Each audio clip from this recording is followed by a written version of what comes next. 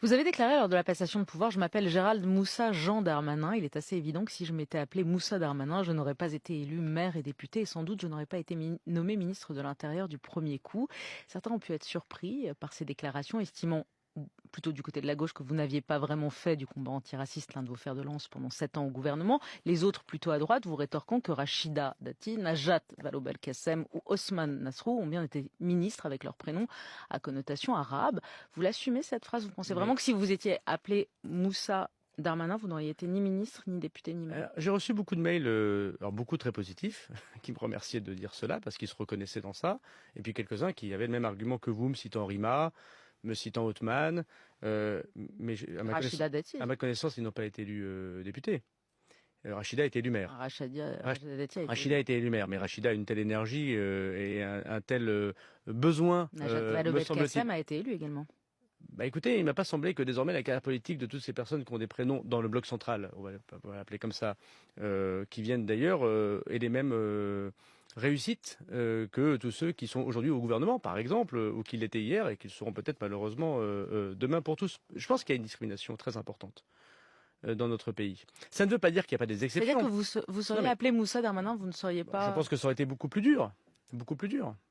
Moussa vient de mon grand-père algérien qui était tirailleur algérien. Et comme mon père, c'était son beau-père, comme mon père était à la maternité, il a voulu me déclarer Moussa en hommage au grand combattant français qui était mon grand-père, qui était condamné à mort par les Félagas, qui avait suivi le général de Gaulle, qui était un très grand Français, qui ne savait pas lire et écrire, c'est pour ça qu'il n'était pas officier, il était sous-officier, qui a été décoré pour ses faits victorieux. Pour lui, dans les années 80, c'était positif. Aujourd'hui, je pense que ça aurait été un frein dans ma vie politique électorale. Mais on va tous être très honnêtes. Moi, je rencontre à Tourcoing des tas de gamins très diplômés qui n'arrivent même pas à trouver un contrat d'alternance alors qu'ils font des études extrêmement prestigieuses. Nous avons un problème. Vous avez été 7 ans au pouvoir. Mais oui, mais c'est une erreur. Vous n'auriez pas pu faire bouger les choses? Mais bien sûr, j'ai essayé modestement. Parfois, vous savez, quand vous sauvez une personne, vous êtes content. Mais oui, c'est pas assez. Et vous avez raison. On a fait un échec. C'est un échec. Aujourd'hui, pour faire très vite, le petit blanc vote Le Pen. Et le petit beurre vote pour Mélenchon parce qu'on est très mauvais sur beaucoup de choses, sur les discriminations, parce que par ailleurs, d'un point de vue international, je pense qu'ils attendent de nous la reconnaissance de l'État palestinien, et en même temps, nos compatriotes juifs attendent la protection de l'État d'Israël, et on n'arrive pas à avoir un discours, me semble-t-il, qui est celui conforme à l'esprit de la France depuis de très longues années. Bon, et il y a plein de gens qui se sentent aujourd'hui discriminés. Alors parfois à tort, parfois à raison, mais vous savez, le sentiment, c'est comme le sentiment d'insécurité. Le sentiment de discrimination est tout aussi à prendre au sérieux. Et ça, c'est très inquiétant pour la nation française. Donc oui, moi, il y a des exceptions. Rachida Dati est une exception. Mais Rachida Dati, vous direz comme moi qu'on a un problème de discrimination énorme dans notre pays. J'en parle avec Rachida. Il y a des gens qui arrivent statistiquement à faire autre chose que ce que le déterminisme social attend d'eux. Mais c'est très, très, très peu. Mais regardez, le gouvernement, la grille de France Inter, qui dirige le 440, c'est une réalité. Alors pour les sportifs et les chanteurs, oui, il y a beaucoup de multiculturalisme. Mais il y a plein de gens qui font Polytechnique et qui s'appellent Mohamed, qui font HEC, qui font l'ESSEC. Et oui, on a fait une erreur. L'assignation à résidence que nous avions dénoncée, on n'a pas su la corriger. C'est une erreur que nous avons faite. Il est toujours difficile de savoir quel est le niveau de troll, quel est le niveau de mauvaise foi ou de calcul dans des discours, y compris des interviews à la télé, de personnel politique. Par contre, là, on a une reprise du discours du paradigme décolonial qui n'est pas un paradigme qui a été construit de bonne foi. Hein. C'est une technique verbale. Ce n'est pas une théorie. Et les articles, j'en ai déjà parlé dans plusieurs vidéos, les articles entre guillemets sérieux, enfin c'est-à-dire validés par les universités dans les revues, par les revues à comité de lecture qui font foi dans les universités, peuvent être dénoncés. C'est pas, voilà, c'est une anomalie. Alors évidemment, ils déclarent qu'ils font partie des sciences humaines, les chercheurs qui sont payés, mais il est connu que c'est des militants. Voilà, il est connu y compris eux-mêmes le disent. Donc il n'y a pas de, voilà, ils ont décidé dans les instituts de recherche qu'il y aurait un pôle militant, des pôles militants, alors pas forcément des coloniaux, mais on va dire que tous les domaines non scientifiques, c'est pour ça qu'ils ont remis Et c'est un problème, même dans le monde entier, de jouer à ça. Vous voyez, du mettre science, quand un truc n'est pas une science, on rajoute science pour le décorer, pour le valoriser, en conscience, c'est-à-dire sans volonté de falsification réelle, mais juste une sorte de déco comme la Légion d'honneur pour le public. Mais le public derrière, lui, il croit que c'est une science, il croit que les sciences de l'éducation, que les sciences humaines, tout ça, c'est des sciences. Donc vous voyez qu'il y a quand même une arnaque avec un verrou de sécurité qui dit non, ce n'est pas une arnaque. Tout le monde le savait. Non, il joue sur le fait que certains publics ne le savent pas. Bref, le discours des coloniales de Darmanin, je vais essayer à nouveau de dire pourquoi c'est une erreur, et c'est pas une erreur sincère, c'est de la mauvaise foi, mais pourquoi c'est une erreur de le tenir. Parce que on vit dans un monde imparfait dans lequel il y a énormément d'inégalités, énormément. Et la discrimination observée au résultat, c'est-à-dire sur les CV envoyés, sur le succès à l'embauche, etc., elle est réelle, mais c'est une inégalité. Elle n'est pas complètement inexpliquée, inexplicable, etc. Ça fait partie de toutes les inégalités. Par exemple, si vous êtes vieux, vous êtes beaucoup plus discriminé que si vous êtes un jeune d'origine avec un nom pas français. Si vous êtes petit, vous serez plus discriminé dans de nombreux emplois. Si vous êtes, par exemple, regardez les tailles moyennes des inspecteurs de la fonction publique. On les prend pas petits. Voilà. Si vous êtes une femme, vous serez très souvent discriminé sur certains emplois. À l'inverse, si vous êtes un homme, sur d'autres emplois. Les discriminations, les inégalités sont pléthores. Ça a un truc absolu. Par ailleurs, vous avez des codes qui sont basés tout simplement sur des expériences, des entraînements, à parler d'une certaine manière. Voilà. On va chercher des gens d'origine bourgeoise, mais sans même le dire. C'est instinctif, c'est naturel, c'est un réflexe sur certains emplois. Parce qu'on veut pas que la personne elle dise nique ta mère quand elle est pas contente. Voilà. Ou tu dise putain, merde, etc. Enfin, plein de gros mots. En fait, c'est le paysage absolument naturel. La première des discriminations, c'est l'amour. Quand c'est pas réciproque. Vous vous dites, je suis discriminé parce que d'une certaine manière, c'est même plus important que le métier, l'amour. Vous tombez amoureux et c'est pas réciproque. Et donc, choisir un seul élément politique qui est très, très, très, très loin d'être le pire, et je peux donner des chiffres qui sont édifiants, et en faire un principe de dénoncer celui-là et pas tout le reste. Par exemple, les gros sont beaucoup plus discriminés que les rebeux et que les arabes et les noirs. C'est un mensonge. C'est pas une erreur involontaire, c'est un mensonge. C'est une volonté presque djihadique, si vous voulez, de dire, ok, toutes les discriminations existent, mais contre nous, on va se battre. Voilà. Et par ailleurs, c'est ignorer l'islam. Ce qui a fait le succès de Gérald Darmanin, c'est pas du tout qu'il ait changé son prénom, parce que à un moment donné, on voit la tête, on voit le discours, hein, le prénom, on l'oublie. Vous prenez Balek Bouti, patron de... Enfin bref, vous avez il dit que ce sont des exceptions. Non, tous les contre-exemples qui sont cités, c'est la généralité politique. On n'envoie pas un CV en politique, on fait des discours devant des tribunes. Si vous vous présentez pour être député et tout le monde voit votre gueule, vous allez sur des marchés, vous allez faire des séances plénières en plein air. S'il fait beau au printemps, l'été, au moment avant les élections, vous allez faire une campagne. Euh, Darmanin, il n'a pas d'accent, il n'est pas intégriste musulman. C'est-à-dire qu'il ne tient pas de discours qui évoque l'islam. Personne n'en a rien à foutre qu'il soit algérien. C'est vraiment, il n'est pas contaminé à l'islam. Il n'y a pas de signe. Et ben, c'est ça. Rachida Dati, pareil. Ramayadi, pareil. Vous n'avez pas d'islam. La discrimination, elle joue et elle est légitime contre l'islam, qui est un crime contre l'humanité, une mafia pédocriminelle. Donc, il apparaît un peu difficile de ne pas être discriminé quand on a l'air de soutenir cette apologie, de faire l'apologie de ce truc. Donc, on n'a vraiment pas une erreur involontaire, mais véritablement un combat.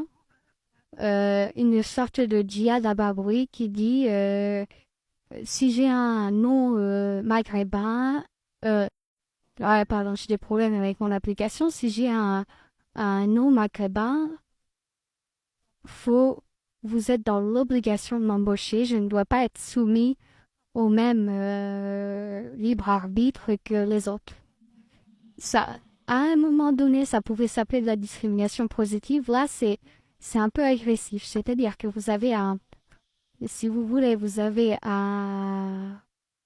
une sorte de compétition politique de gauche contre droite dans laquelle on a substitué l'argumentation, la discussion, et les arguments socialistes et communistes qui disent critiquent le libéralisme et qui veulent soit le renverser, soit le compenser avec des redistributions, des réglementations, par maintenant cette droite libérale économique pour lui tordre le bras, ce que lui répond la gauche, et c'est là où c'est extrêmement dangereux.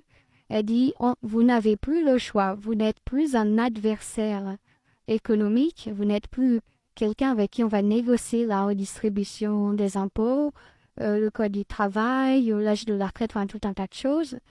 Vous êtes coupable. Vous êtes coupable. Vous faites la guerre aux gens qui ne sont pas privilégiés parce que vous êtes méchants et criminels.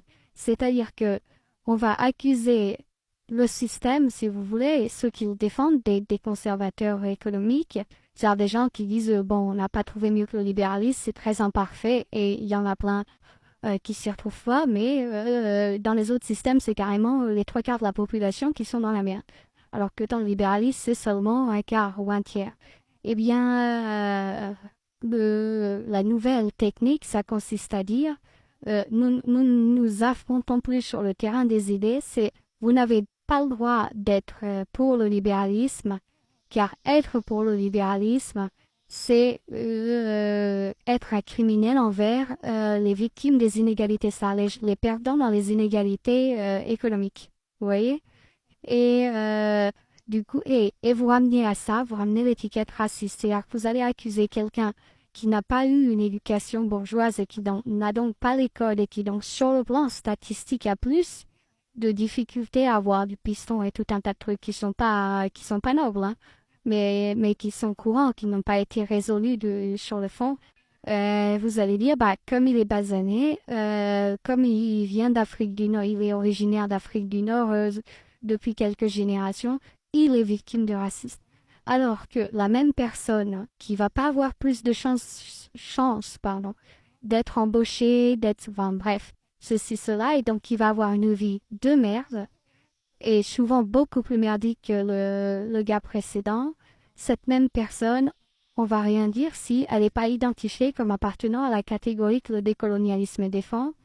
Et donc on est vraiment plus dans la discussion des idées économiques avec une correction, un code du travail changé, qu'on en pense du bien ou pas. C'est plus compliqué que ça a l'air, et la gauche a un côté un peu escroc parce qu'elle dit un peu on rase gratis, c'est facile, on peut le faire. Ça, c'est une autre discussion. Mais ils sont sortis de cette discussion, on peut le faire. Vous vous trompez en disant qu'on peut pas le faire, que le libéralisme c'est le moins mauvais des systèmes. La gauche maintenant, elle est dans ces gauches-là et ces discours-là, ils sont dans le vous mentez, vous savez très bien qu'on peut le faire et vous défendez le libéralisme pour attaquer ces personnes. C'est-à-dire, vous commettez une sorte de crime à leur endroit, vous leur faites la guerre. Et Mélenchon avait d'ailleurs dit, on a déclaré la guerre. C'est-à-dire que, sous-entendu, si on leur avait pas déclaré la guerre, ils seraient pas pauvres, ils seraient riches. Ils seraient parce qu'on peut, riches ou en tout cas très vivants dans une prospérité tranquille. C'est extrêmement dangereux, c'est la fin du débat politique. Voilà. À partir du moment où vous accusez une personne qui a des idées différentes de vous, non pas d'être sincère, parce que je peux vous assurer qu'à droite, ils sont totalement sincères sur le plan économique. Hein. Si vous l'accusez, non pas d'être sincère, mais d'avoir une duplicité, c'est-à-dire de défendre le libéralisme, non pas parce qu'ils pensent que un système socialiste cracherait le pays, mais parce qu'ils auraient des raisons plus coupables qui seraient d'en vouloir aux Arabes et aux Noirs, par exemple, c'est fini. Il n'y a plus de débat puisque vous insultez l'adversaire. Vous le qualifiez par un terme qui désigne un délit pénal. Hein, le racisme, c'est un délit pénal. Alors, je regardais si j'ai pas ma... Voilà. Etc. On ne peut pas discuter quand on est... voilà. Les inégalités, elles existent. Elles n'attestent en aucune façon. Dans la mesure où c'est sur des millions de gens, c'est des flux extrêmement complexes. Elles n'attestent en aucune façon qu'il y a un complot et une volonté. C'est uniquement des inégalités. Au même titre que vous avez des gens qui n'ont pas de chance, sont pas très beaux et ne pourront pas être très heureux parce que manque de bol, ils aimeraient bien sortir avec une personne qui est d'un niveau bien au-dessus au niveau séduction. Vous voyez, enfin, je veux dire, Jacqueline dans le Massif central, elle sortira pas avec Brad Pitt. Est-ce qu'elle va monter un parti politique pour dire que c'est de la discrimination? C'est exactement la même chose. Par ailleurs, l'islam aggrave fortement, fortement la peur. Vous n'embauchez pas. Il y a des tas de postes où il faudrait vérifier que la personne a apostasié pour pouvoir lui faire confiance. Chez les flics, chez les juges, chez les profs, chez les assistants sociaux, c'est peut-être moins sensible. Chez les pilotes de ligne, chez les transporteurs, vous avez des tas de métiers où il faudrait absolument faire un test approfondi, leur faire signer les caricatures de Charlie devant des inspecteurs qui vérifieraient s'il n'y a pas un clignement d'œil, si le mec il n'est pas un petit peu stressé. C'est exactement l'inverse dans la réalité. C'est-à-dire, on a oublié, et on est dans la merde aujourd'hui, on a oublié de vérifier que les gens n'étaient pas adeptes de l'islam avant de leur filer certaines responsabilités. Ce qui fait que chez les flics, je vais prendre un exemple très simple. Si quelqu'un veut porter plainte parce qu'il a blasphémé et que il s'est fait, alors il n'est pas mort, mais il s'est fait emmerder, et de manière illégale. Parce que il a un t-shirt avec les caricatures de Charlie.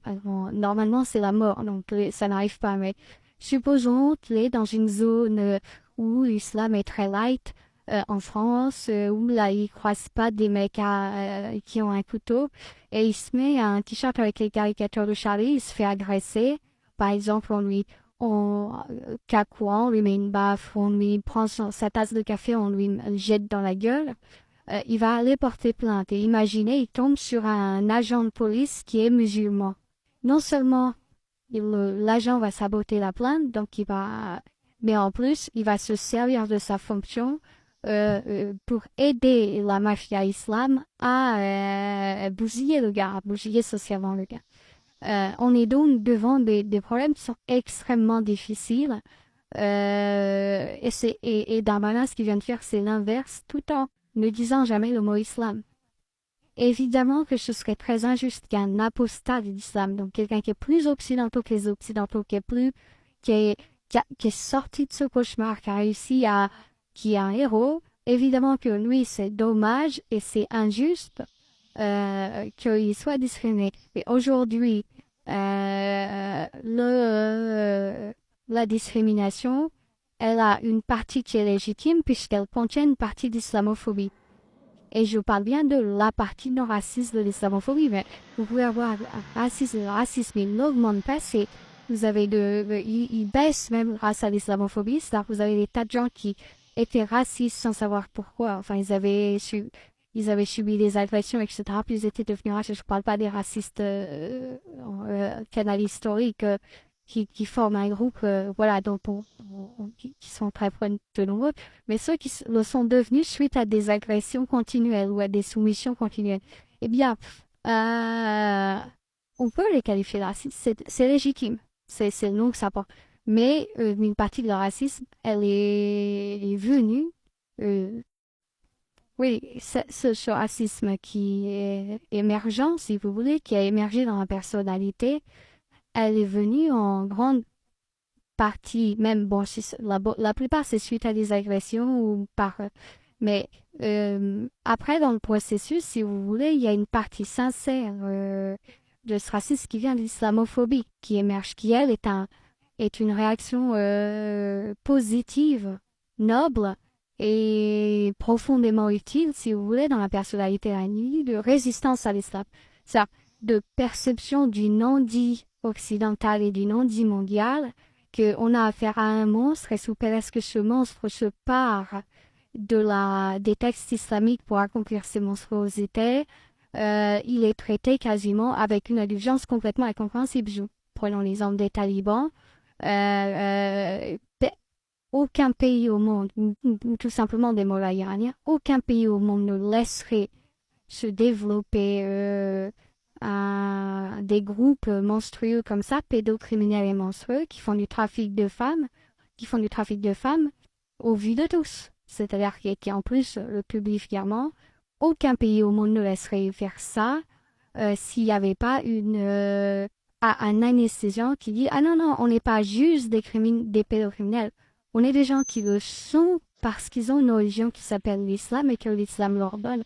Ah, ok, alors on va vous traiter de manière, en appliquant le principe du westphalisme, on va vous traiter comme notre culture. Je ne sais pas si vous vous rendez compte de cette immunité que confère le fait de se servir des notions religieuses comme caution pour accomplir vos crimes. C'est quasiment, ça vous donne l'impunité et de manière quasiment assumée. Et donc, vous avez évidemment dans le monde, et en particulier dans le monde occidental, une résistance et un dégoût profond vis-à-vis de ça, et donc une islamophobie qui peut être confondue avec du racisme. Ça peut être très agressif, ça peut vous faire perdre le sourire, ça peut vous rendre très fermé, ça peut vous faire changer. Enfin, je veux dire, vous avez des gens qui, imaginons le nazi qui est beaucoup moins grave, le nazisme important qui est beaucoup moins grave que l'islam. Si vous avez des SS ou des gens déguisés en SS en 2024 qui viennent s'asseoir à côté de vous dans une brasserie, vous allez changer de place. Bah, si vous avez des gens qui manifestent ostentatoirement un soutien à l'islam, par les habits, par les apparences, c'est pareil. C'est comme si c'est pire que si vous aviez des nazis. Enfin pire, c'est équivalent, hein. Je veux dire, les nazis, ils souhaitaient exterminer sans aucun mobile pour des raisons totalement gratuites tous les juifs. L'islam, c'est toutes les femmes. Et en plus, l'islam autant le nazisme était une maladie, ce qui en a fait le massacre le plus grave de l'histoire humaine, puisqu'il n'y avait même pas les choses mystérieuses et qu'on ne peut pas comprendre, des maladies sont généralement ont une sorte de gravité supplémentaire. Bon. L'islam, en plus, c'est terrible parce que c'est la pédocriminalité, la motivation. Hein, c'est le trafic de femmes et de fillettes. Donc, certes, la motivation n'est pas mystérieuse puisque c'est une mafia pédocriminelle.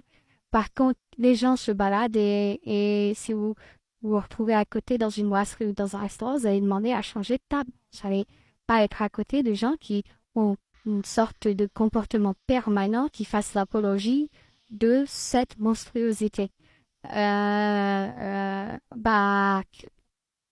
Darmanin, pas un mot, pas un gramme.